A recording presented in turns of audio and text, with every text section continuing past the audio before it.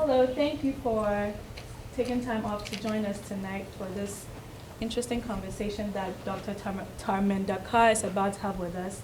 My name is Rosa Armstrong. I'm a second year grad student with African Studies, and I can't wait to graduate. But I also like to take advantage of such talks because they're just very enlightening. So my job here tonight is just to introduce our speaker. And before I do that, I just wanted to say thank you to the people that helped us put together this event. So first of all, to say thank you to African Studies, the Food Studies theme, the Sustainability theme, and the Kennedy Lecture Series, the Multicultural Center, the Patton College of Education, Global Studies, and of course our host, Wealth and Poverty Studies. And also to say a very big thank you to Dr. Kim, who's right in front of me, to say thank you for helping us put together all of this, and Papa in the back also. So without wasting any more time, I'll just go ahead and introduce our speaker. So our speaker is Dr. Tarminder Kaur, like I already said. She is a postdoctoral research fellow at the Institute for Reconciliation and Social Justice at the University of the Free State, South Africa. Her doctoral thesis is titled Sport and Lives and Development, and a critical analysis of sport and development, the nexus in the context of farm workers of the Western Cape. And it is also an ethnography of sports in a small farming town of Gronsville. Did I say that right? Okay. South Africa. So yes, and tonight's conversation would surround an ethnography of that. So I'll just leave it to you. Okay. Thank great. you. Thank you. Thank you for that introduction, and thank you for having me and making time for this talk. Now, as you got a sense, what I really do is ethnography of sport. So sport has been my in for everything I study and write about. But while we were having this conversation and Papa asked me if I study inequality, wealth, and poverty, it was like the field, the space I study sports is probably the most unequal in South Africa. So I kind of do, and there was this small bit I wrote during my, while I was processing and analyzing my data during my doctoral work, which I couldn't make anything out of it because the sports side just took me away. So what I'm presenting today is something I started thinking about around in 2015, and it comes from my field work in Rosenville, Western Cape, South Africa, and actually did nothing with it. So I'm hoping that I can put a whole paper together, and I would really appreciate your help to kind of help me think through this. So the plan for today's talk is I give a little bit of an overview of, contextualize where this ethnography is taking place, and share the ethnography with you. I will put out the argument which, like the preliminary argument I think I'm moving towards, but I would appreciate when we get to the questions to challenge me. Let me not be comfortable in that argument I'm working with at the moment so that I can think in the ways or process this in the ways I haven't done yet. So just to kind of say what does this little framing of farmers are not that rich and farm workers are not that poor. As I started my field work, and I will give you more detail, I just want to kind of start with more abstract, more kind of what I think is more provocative sort of line of thinking, get into the, give you just a broad brushed history. I'm sorry, I'm all mumbling a little bit. Excuse me for that. So broad brushed history of farmers and farm workers in the Western Cape, and then present the ethnography and how I got there and what I did. It's really a snapshot from my fieldwork. Okay, so when I entered the field, what my research project was kind of connected with was development of farm workers. So the assumption is they're obviously suffering some kind of marginality or deprivation or poverty, something, and the wealthy side of that story was farmers who actually, Western Cape is particularly known for its wealth driven from the wine industry. But during the field work, I constantly will meet people who say, but you know, farmers are not all that poor, which would be hard to digest, because if you look at the place, what your eyes see, it kind of fails. If you compare how farmers were living, was very big, huge white mansions in these beautiful winelands, and farm workers were often living in not so nice looking houses and oftentimes struggling to move from one place to the other. So, and then obviously the other comment I'll hear is farmers are not that rich, which would oftentimes lead to, well, you know, all their land and everything is owed to the bank because how expensive the whole farming production is. Therefore, you might see they're driving all these fancy cars and living in these big houses, but they are all under debt and they are not doing that well. So this was hard to chew on, but that is really important to understand. As an ethnographer, you cannot dismiss what you're hearing not repeatedly in the field, right? So that's why this is the ethnography of that. And hopefully that will become clear or will become more messy throughout the talk. So the questions which I started to kind of write in my field notes were kind of go back and you start writing and thinking about what I just had, all these conversations. And obviously my desire would be to ask the person who's telling me farm workers are not that poor would be, so how poor should they be?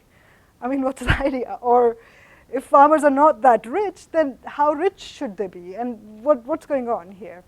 So a lot of my ethnographic analysis actually doesn't go into the theory, but in history. So I constantly read a lot of historical stuff and try to make sense of how that connects with the present and what I'm learning. But in this paper, and therefore, my main argument here is to, which I'm drawing from this ethnography, is that it is this gray and intangible area of that, which is that maintains kind of the compromised and exploitative labor relations. These are not happy relationships. There's always, they're very tense. Rather than that being simply a chronological kind of historical relative sort of thing, oh, you know, farm workers come from the past of slavery, and if we look at in a relative term, they are totally better off, and maybe that means that chronological improvement in their life conditions. And I don't think that's what that means. It might have something to play with, but my analysis or where I'm at, it's not a chronological sort of a comparative sort of thing. You know, the farmers used to be very rich during apartheid and now they're not. It's not that. It maintains or tries to hold on to control in one side of the society over the other. Okay, so that's just to make sure I got my argument right, that's there. So just to give you some sense for where I conducted my field work. So where is the Winelands? That's the southernmost tip of Southern Africa, or South Africa's map, and that green little bit is the Winelands.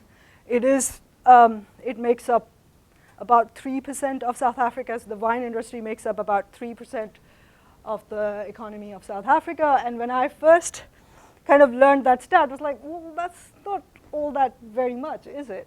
And then later on learned that it was actually quite a bit if you compare to all the many different economic sectors. It was after mining and stuff, it was pretty big chunk. So it is an important economy of South Africa. And where I did my field work was this little Rosenville area. It's a small rural town, and the aerial image of this looks like this. It's a beautiful place spread across the area. It's quite the farming area is quite spread out. So although the Rosenville town would be this little area and this little area, I mean, I do not know how many of you know the history of South Africa, or have anybody here has been to South Africa? Okay, 2, right? And you have sense for the history of South Africa. I mean, most of the urban areas are still divided by the white areas, which is obviously this side, and the colored and the black areas, which will be more overcrowded and cramped. And it's a very intentional town planning, which is how South Africa divided its population. Right. So, but in the farming situation, the farmers and the farm workers did live in more proximity. Obviously, it was still very striking to hear when I was interviewing the farmers, which will be mostly white, who will say, well, you know, my neighbor, which their neighbor to me would be all these small houses of farm workers, but what they actually meant is like that 2 to 3 miles away, another big white house, another farmer would be their neighbor, not the farm workers living right next door to them. So, so that's where the inequality kind of stares you in your face, and it's not divided by the river, the highway, the other ways of how urban geography of South Africa is divided. They're really coexisting in that space, but coexisting in a what we call adverse way rather than a cooperative way. Going back to now, who is the farmer and who is the farm worker? I actually want to kind of go back to where the wine industry starts. 1952, the first refreshment station is established. Basically, the Cape wasn't economically seen for the colonial project. It wasn't initially, at least in that time, seen as an important kind of economic factor.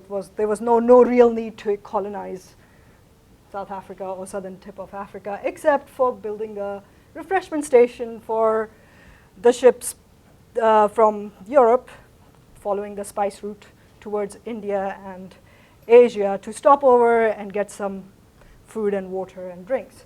And that's the context in which the refreshment station is established, and that's the context in which the wine industry or wine farms start. As you can read, there was a prohibition as well as a challenge to enslave the native people. Rather than enslaving, they brought the slaves in to do the work on the wine farms and fruit and other forms of farming and livestock. Moving on, so who are the farmers? This is where the farmers kind of start. It was the people who worked for the Dutch East India Company, VOC for the abbreviation is obviously coming from Dutch.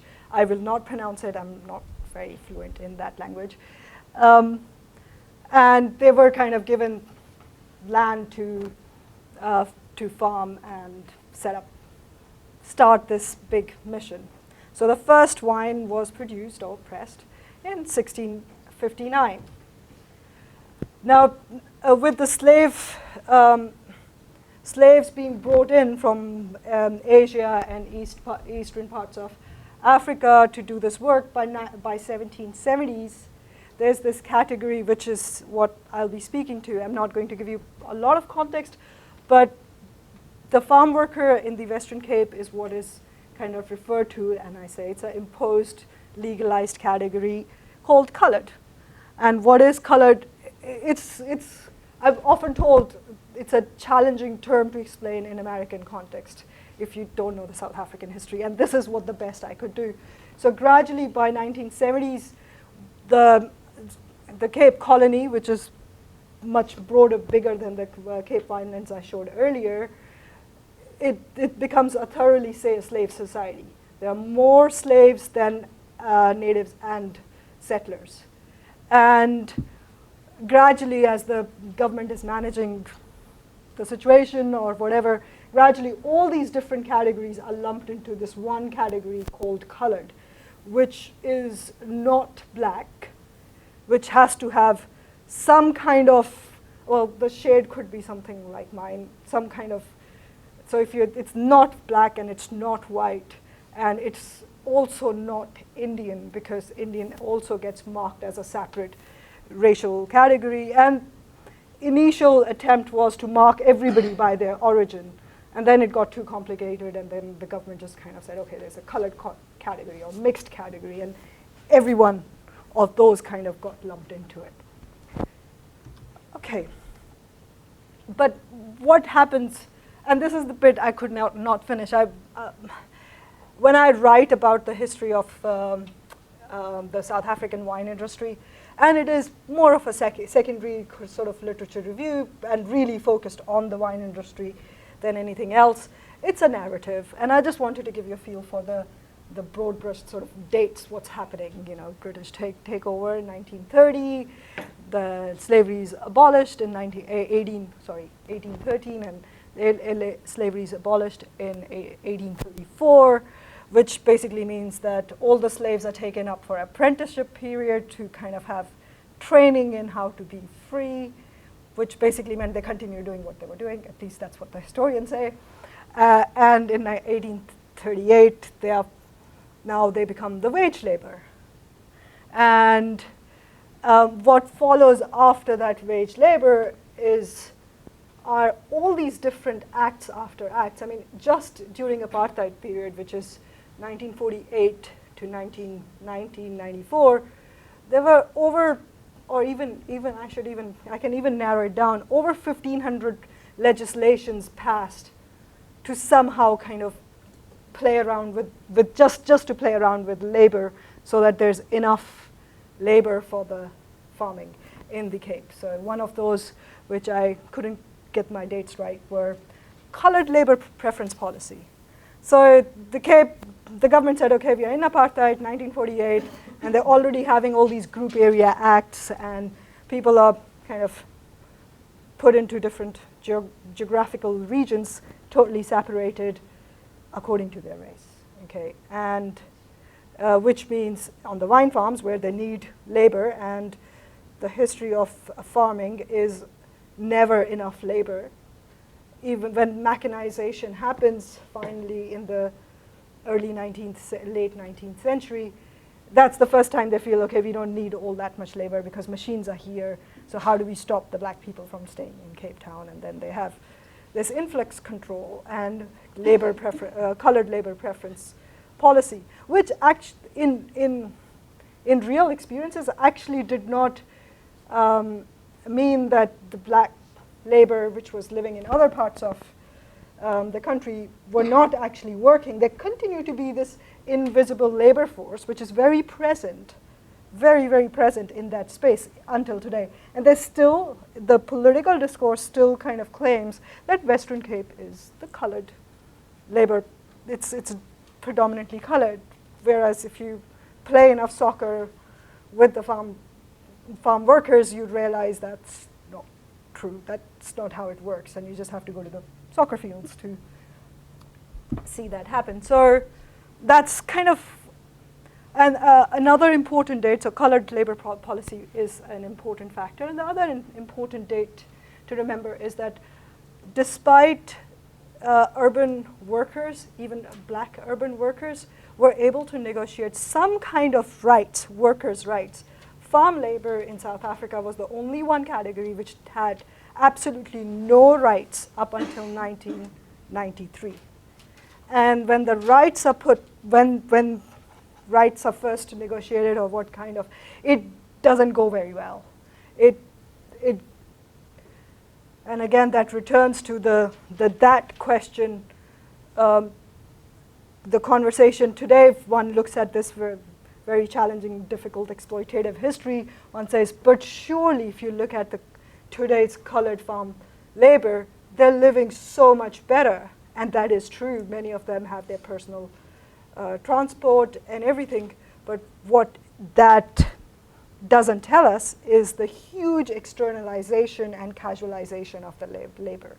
So post 1994, a very large number of farm labor actually were just evicted. Like, they lost their house, they've lived there and worked in those farming areas for generations after generations, but the mass evictions took place. And if I could go back to this picture, this area and beyond, there was actually a sports field on this side for the colored and black population, which actually becomes informal settlement for all the farm workers who were evicted. So this is just talking about Rosenville.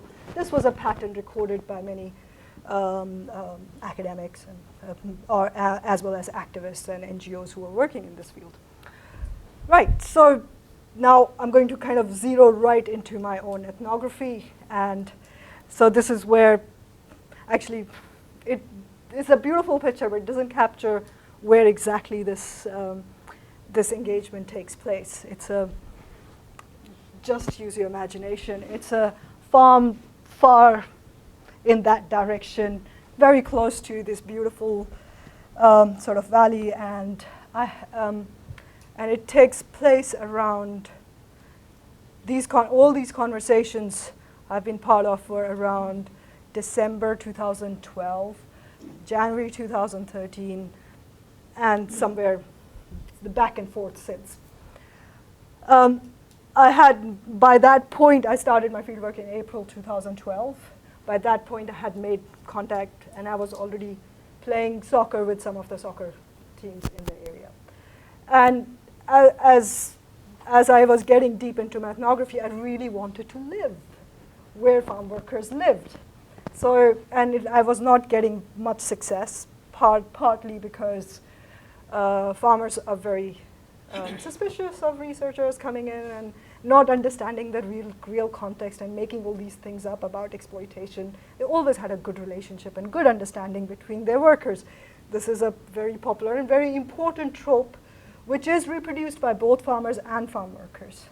So I tried, it wasn't working. I asked one of the football teams, do you think I can actually move into like close to the area or very near where you live? And they said, yeah, sure. And they arranged all this thing, and I found myself renting a room in this big white mansion rather than the farm worker compound, which I was really hoping for, but how do you say that? And I didn't, it's socially challenging thing because you don't know how people are seeing me. Again, not the typical researcher who oftentimes is white and European.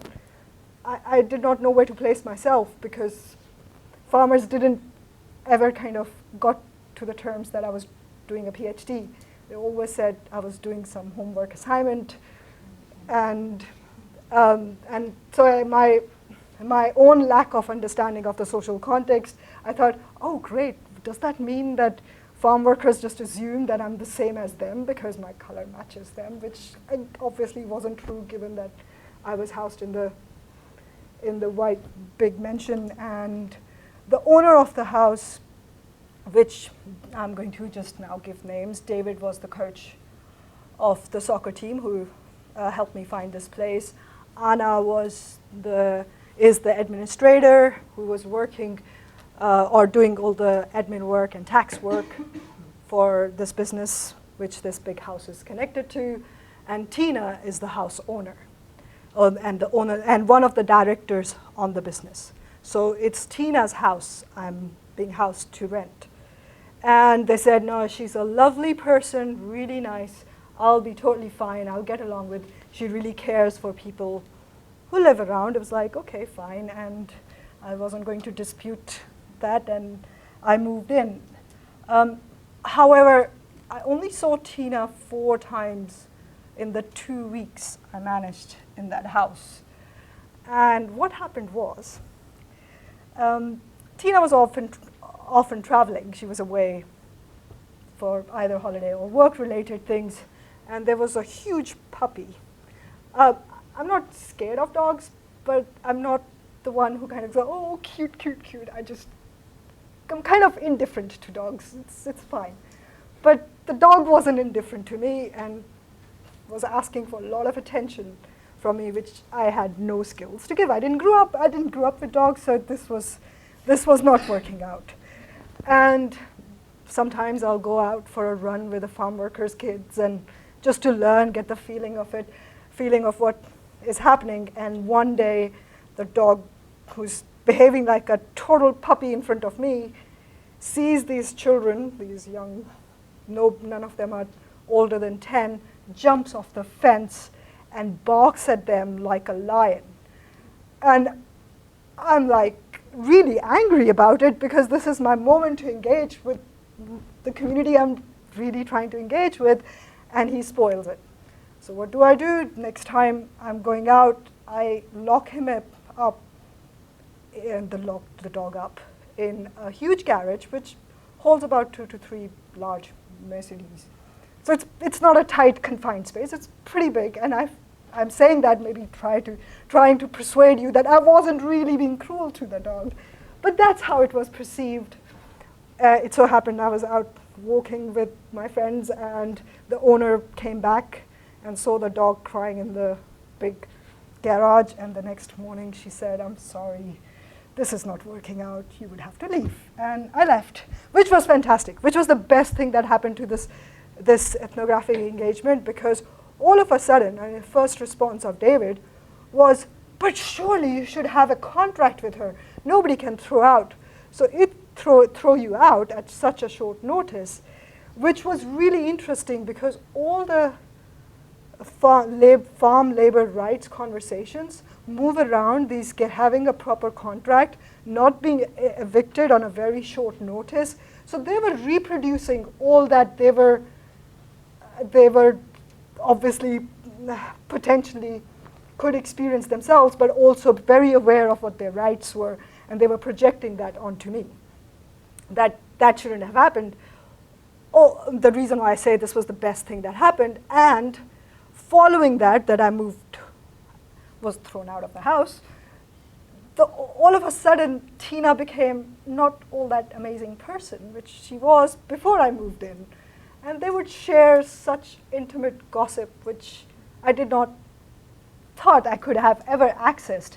We'll be having a drink or being on a picnic next to the soccer field, having watermelon, and they'll just tell me things about personal affairs, about the kind of things I don't think anybody in that situation want their personal things to be out. And when I'll ask, "But how do you know, and why do you know," kind of thing, "you shouldn't be knowing these things," and they'll share how they'll perform that nobody knows in that area, what in that house that they know.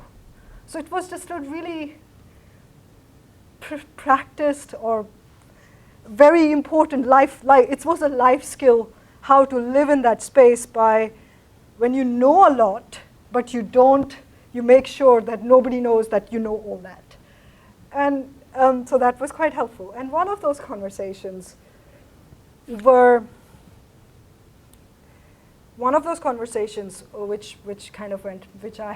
I did have with Tina, because she was actually grieving passing of her husband. Like, it was maybe 3 months she lost her husband to cancer, I think, and she was grieving that, so I had a very emotional exchange with her. She came across nice person, except she threw me out, which was, again, worked out really well for me. But then Anna, actually, one day, we were just sitting and having this long conversation, shared. Actually, which story I want to tell first? I'm going to share Tina's story. So she explained that how they've been engaging with the community of farm workers, and they totally understand this divide, this inequality, and the need for development of farm workers. And one of the fine examples of that development was Anna. She was doing well, fine at the school. Her mother is a farm worker. Her grandparents were also farm workers. So she was in that lineage of getting into a farm worker line. But she actually passed her school and was able to go to get a tertiary education. But during her second year, Anna has a child and is forced to drop out of the college. And Tina and their business actually take her on as an administrator, which is like they're living very close by. And now Anna is earning about 3,000 rands. I'm not converting it to dollars just because I want you to know the relative difference between all the figures, not absolute. Since then, the incomes have changed a lot. So I'm going to stick with the income of 2012. She was earning just over 3,000 rands. She's a single mother, caring for her mother. I think, her mother's brother and her child in that amount, and was an absolute success story. She's fantastic. I get along with her. She does have more education and more sense for the world outside that farming community. Then Anna was sharing her interaction with Tina. This happened after I was thrown out of the house, where she was kind of sharing how she does taxes for the business. She knows what everybody earns. And Tina and she were in the office working, where Tina breaks down in front of Anna, saying how her late husband has left her in a very financially very difficult situation. In his will, he gave all his wealth to 4 of their children. 2 were Rita's children, which her husband wasn't a biological father, and 2 were his children, he was a biological father. All 4 of them, adults, more or less my age, with their grandchildren, and very well settled. So they were doing financially and socially quite well, but Tina felt that she had no share in that wealth. He didn't write her absolutely anything. And sharing that, Anna says, but I have no idea how to sympathize with this person.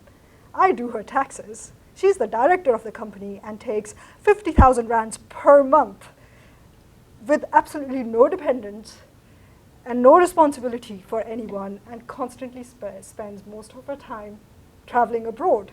And she's the one who's crying and looking for sympathy for me, and I do not know what to do. And that is a very strong sort of sense of, it was expressing a strong sense of injustice, but a sense of depression as well. This is post-apartheid. This is not the time when you're brown and you think, of course, the law doesn't allow me to have, or by the social and the political structure, I'm not supposed to earn that much. The promise of post-apartheid is that we are all equal. And that is the ethnography of that. So how do you deal with that history, with that claims to have caused development, and the fact that Tina can share that very personal, intimate, sort of emotional thing with Anna in that space.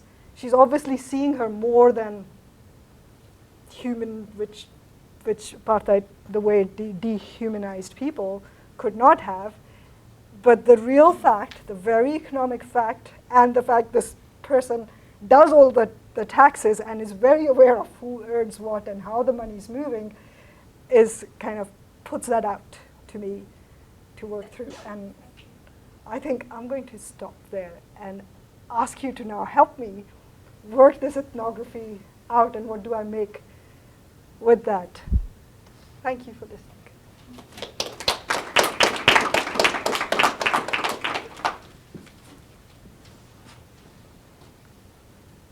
I guess I'm wondering what are some more of the discussions you've had with people as they explain similarity and difference between farm workers and then the farm owners? How do they characterize the difference? And what are the regular ways that they even speak of any kind of difference, cultural difference, or wealth, obviously. So what are the terms in which they talk about differences in the community that's in this valley even? Well, race is obviously the language through race is obviously the language through in which most of these differences are spoken about. Okay. And what are the categories here? White and colored and black, so they're only, of course. Okay, But white, colored, and black. And black. So, so these 3 categories are primary. Yeah, yeah. Well, there is kind of a 4th category as well, with foreigner, somebody from outside the borders of South Africa. So that often gets marked as black, but there's a clear difference between black, who's I'm a Xhosa or I'm a Zulu, or And it's really Amakosa or Sesotho who will be in that sort of, in that space, or Zimbabweans, or some people from Lesotho. Are these casual laborers? Yeah, well, some of them, it varies a lot, obviously, but yeah, mostly casual.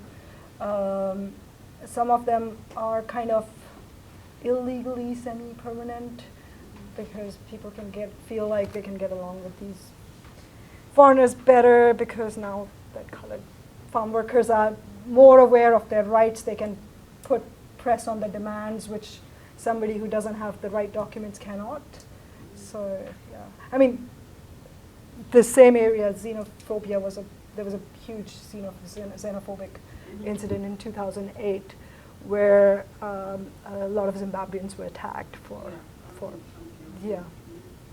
It's about 50 kilometers from where that main xenophobic incident happened and the camps were set up. Yeah. But yeah, and as I learned, race is just using Pramesh Lalu's language, race interrupts class and class interrupts race in South Africa all the time. It's just fluid. So the fact that I could just not be the brown person, and they explicitly said, oh, you're a good person because you know how it is here. White people don't sit with us. So it was like, well, but I'm not white. And how that white is also the educated, the better, the upper class, the better resourced, for sure. Yeah. I mean, with Anna and Tina, which are, by the way, not real names, it's unusually intimate space because despite how the social geography works, the separation between the farmer and the farm worker is still maintained in very specific and particular ways. So, and it is also because Tina thought of herself as progressive and really playing a real liberal part in the transformation of South African society. She did not associate herself with the very stereotypical racist white farmer image. She was totally kind of not playing that role. And I mean, gender also plays out. Women don't get a lot of voice in these farmer union meetings. They are also like, they're still below the hierarchy. So she's also breaking in her own way. She's, as a female occupying that space, she's also kind of moving into a very patriarchal space, very patriarchal. How big are these farms and where does when you say winelands, what comes off of these farms? How big are they? Well, they vary a lot. With so, just to add another layer of what happens from apartheid to post-apartheid. Apartheid government absolutely subsidized the farming. What seemed like white farmers were having pretty good. They had a lot of their farming operations were subsidized by the government. Post-apartheid government wasn't going to do that. So that didn't happen. So it's kind of, and that's a very good question because that adds another layer to that where during apartheid, the sanctions especially against wine, I mean, fruit could still be exported because you can't really label as well, or the meaning of label where it comes from doesn't have the same weight as the wine. The origin of wine is the cell. So with the international sanctions against apartheid, it did affect wine industry quite a bit. So the post-apartheid future of wine industry and what the wine industry was hoping was access to European markets again and a lot of money. But by the time the sanctions are taken down, now they're competing in a completely different marketplace than what they were selling before the sanctions came in. That is competition from Latin America. A lot of wine was started to be grown in Chile and Argentina. Fair trade regulations and no subsidy, very little. I mean, you have to go through lots of loopholes to get any kind of real help or subsidy from the government. So now they're working in a very different environment. It's more competitive. You have to be better. You can't sell the bulk wine, just kind of dump the bulk wine to KWE. which is the major wine, like major importer and export player. I don't want to give too much detail about this, otherwise I kind of get sucked into it. But so the answer to your question is now more, apart from the small estates where generationally owned by people who are actually making income from tourism and from other things than wine, most of the focused wine export market is requiring people to sell their wine farms, and they're becoming bigger and bigger corporate-styled operations. So it's changing a lot rather than individually family-owned to more corporate-style farming. So. Just a couple of comments. You know, the history of farm labor relationships in the U.S. is very racialized, just like in South Africa. So initially it was kind of African American farm workers who were, you know, the initial kind of progressive labor laws in the U.S. Prohibited extension of those laws to domestic workers and farm workers, and that was a very kind of racialized policy, basically. And now, of course, it's Hispanic immigrants who are the major component of the farm labor force in the U.S. And one of the things you might, you know, think about this in kind of cross-national terms. I think the way the EU has treated farm workers is somewhat different. And I think maybe the kind of racial dimensions are not quite as strong in the EU as they are, you know, in South Africa or the U.S. That's kind of one way you might look at some comparison of the situation in South Africa. The other comment I have is that in the, you know, in the agricultural economy now, labor is one of the most controllable costs for farmers. So even in the progressive alternative agricultural movement in the U.S., farm labor relations are still very fraught, and these progressive, you know, alternative agriculture farmers still want to talk about the farm labor situation. And they say they can't afford to pay farm workers a living wage, basically. So, you know, that's kind of where we're at in the U.S. Yeah, but same in South Africa. They can't afford to pay fair labor wage. Yeah, I mean, but given the context in which I study, with there's focus on the farm worker development, and that becomes a justification. We genuinely want good for the people, and the amount of money which is raised and spent, oftentimes I feel why can't they just give that money to the farm workers rather than constantly having these development projects.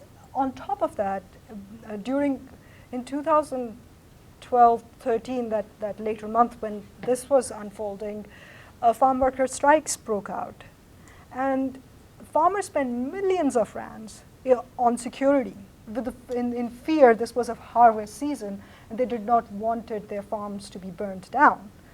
And again, that was like, if you can afford millions of rands on security, why can't you just pay? And again, one of the sociologists of South African wine industry would argue that the problem with increasing wages is once the wages go up, they cannot come down. So even if when the farmers are having a good season, or they are making more money, or they can afford to do that, so which is kind of relates to what you're saying, that's the labor cost, they would rather do more philanthropic styled spending rather than just increase the wage, because that cannot, once it goes up and it stays, it just cannot go down. So, no.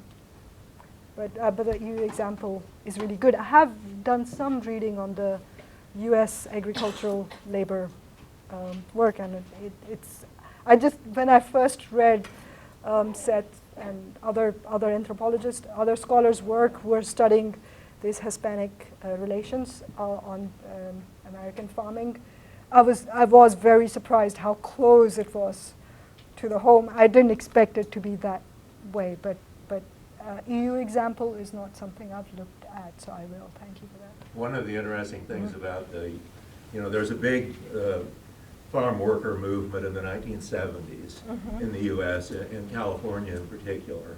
And one of the things that people noted is that the corporate interests, the big Gallo and the big corporate winemakers were much more receptive to unionization of farm workers than the small family farmers, because they were in an economic position to manage those costs, where the family farmers were often, working on the margins.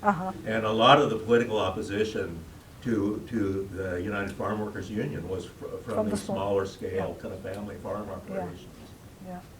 Yeah, again, that I haven't looked at it systematically, but that rings true in South African context, yes. Thanks a lot for the fantastic presentation. I've learned a lot about South Africa through this. I'm an urban economic geographer, so I don't really know much about rural society, but the comments like farmers are not that rich, farm workers are not that poor. So obviously those comments reveal the century-long bias against the other group, or even the resistance to any kind of changes. But at the same time, let's say if you flip the coin, then that's really a kind of indicator or a sign of some sort of convergence between two groups. This is so rather the gap between farmers and farm workers is widening. It's just that they see that that gap has been converging, so narrowing. So isn't that kind of some sorts of, let's say, these two groups? People see the blurred line between the two, and so in a way, social hierarchies in this farming society is changing. So that's a very positive one. It's the more dynamic, and these classes are not classified, and there are some kind of movements between classes. So isn't that kind of a... Well, isn't that the beauty of history? The longer scale you look at, the more positive the present looks. But the smaller, shorter scale you look at, the more terrible it looks. It's like it's same old, same old. I think, and that's kind of what I've come to appreciate about American politics, is this voice which constantly says, no, this is not right. That opposition. And yes, some conditions, the fact that farm labor have rights is a big step up. And one of the reasons why there weren't any rights, and one of the pushback, was the imagination. Which is a very important detail. So the farm unit was often kind of presented or seen as a family unit, where the father figure was the white farmer. And he absolutely, like the self-projection was, he cared for everybody who lived on the farm, including farm workers. He treated them like good children, and they just, as long as they obeyed, they could. So it wasn't a blatant relationship of the typical image we get for slavery, that flogging and all that stuff. It was a two-way relationship where, and it in some ways, and it comes out more in my soccer research, how farm workers kind of play into those kind of discourses about what's good for the farm workers, or soccer is really good, keeps people away from drinking, which they all know that's not true.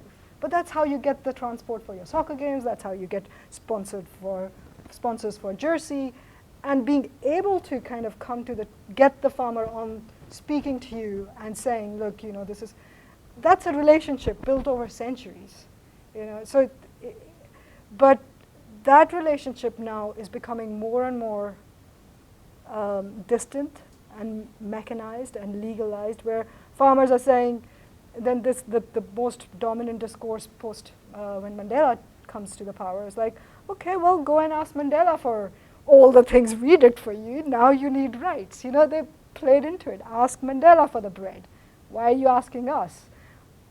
So that was the change in that context was disruptive. In fact, Western Cape was the only province post-apartheid which ANC did not have a majority. So how does that happen? It's not because people are just foolish and they're just, you know, that popular trope, they're just illiterate and they don't know how to vote or who to vote. Their food pipe is attached to these businesses. And they're making calculated decisions within that framework of that relationship. The apartheid globally is presented white versus black. Colored doesn't feature the same way, and that's why it's so always challenging to say, what is this colored, right, this identity? And it is not a mixed identity. It's not white and black coming together.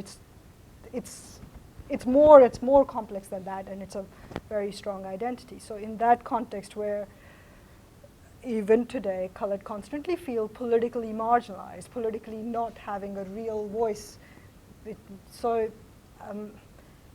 they're making alliances, or they're making decisions around like the real politique, where the bread is going to come, who they can negotiate in that very proximate space, and they don't have the same political weight as the black government had. So, yeah. Hi, thank you for, it was really interesting. Whilst you were talking, I actually couldn't help but think about the history that happened in Brexit in terms of farming and agriculture. And there was two sides to it, actually. There was the propaganda that Britain was fed that Eastern Europeans were coming into the UK, taking farmers' jobs away from English individuals, which was propaganda, as I say.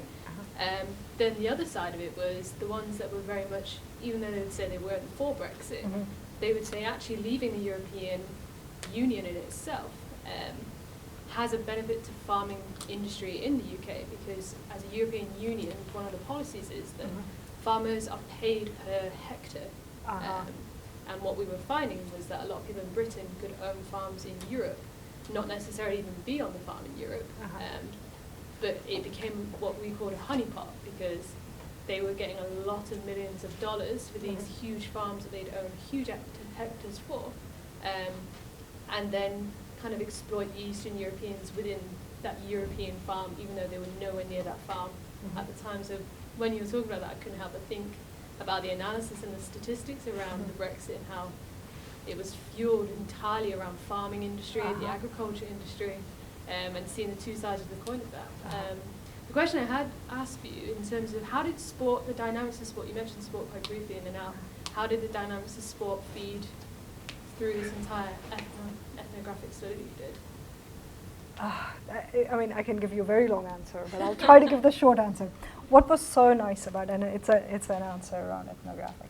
As I said earlier, that one of researchers, especially studying these relationships, are seen they are not welcomed, basically. Farmers don't want people to come and research there. And, actually, I can share an ethnographic anecdote. That's actually really good fun. So there are soccer fields spread across all the farmlands. It's oftentimes right in, like, deep in the where farm workers live in the in housing, and these are not perfectly marked or soccer fields. No official games take place, but the games which are played are called the gambling games, which basically means you have a soccer team, I have a soccer team. Saturday morning, we agree on a time. You bring $50, I bring $50. Winner takes it all, and these are the fields where these games are played. So one of the soccer players who I persuaded to help me find all these fields, which I obviously driving through can never find, he said, okay, great. And we're driving into this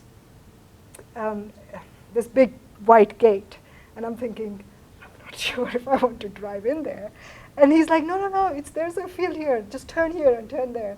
And we get there, it's like the field is deep into the big, huge farmyard, and we arrive and we start talking to the farm workers who are clipping their things. It's like, okay, when is the next soccer game? When are you playing? And all that stuff.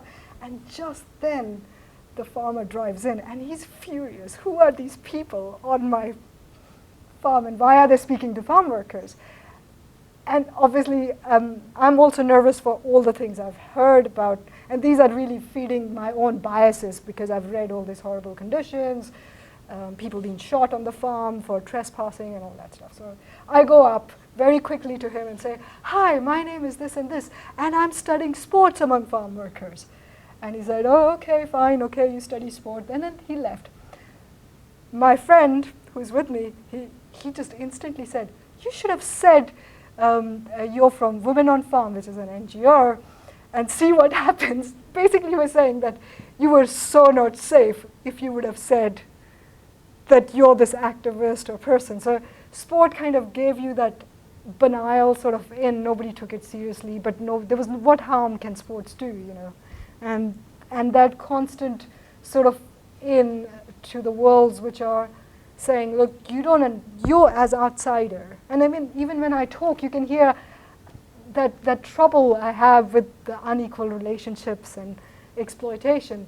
The version which a farmer, or even some middle or upper management farm workers would kind of give, you're distorting these relations. You do not understand these relationships.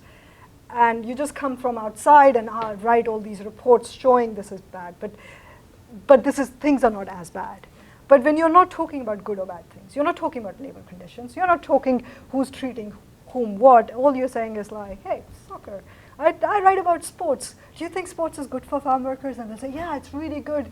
It'll keep them away. And alcohol is a big problem in that part of the world, which is another of the funny part. Repeatedly, people will say, Rosenville was in Guinness Book of World Record for highest consumption of alcohol, which is total nonsense. But it was really funny how they'll re-emphasize that and say, but you know, if they do regular sport, then they can be kept away from drinking, which was interesting in itself, which oftentimes people were drinking and playing sport, which you all know happens all the time, but yeah.